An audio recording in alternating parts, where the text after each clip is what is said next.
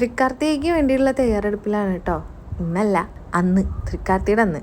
ഇന്നിപ്പോൾ തൃക്കാർത്തിക കഴിഞ്ഞ് 2-3 ദിവസമൊക്കെ ആയി.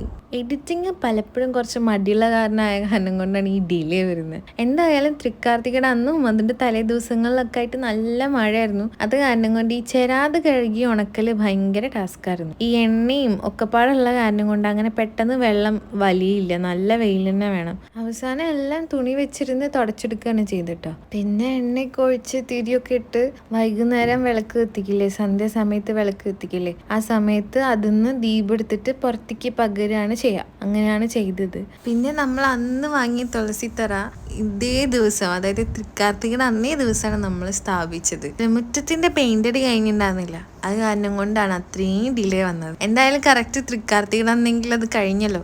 ദീപങ്ങളൊക്കെ കത്തിച്ച് കുറച്ച് നേരത്തിന് മഴ ഉണ്ടായിരുന്നില്ല കേട്ടാ. ഒരു 10 മിനിറ്റ് ഒക്കെ കഴിഞ്ഞപ്പോൾ മഴ ചാരി തുടങ്ങി.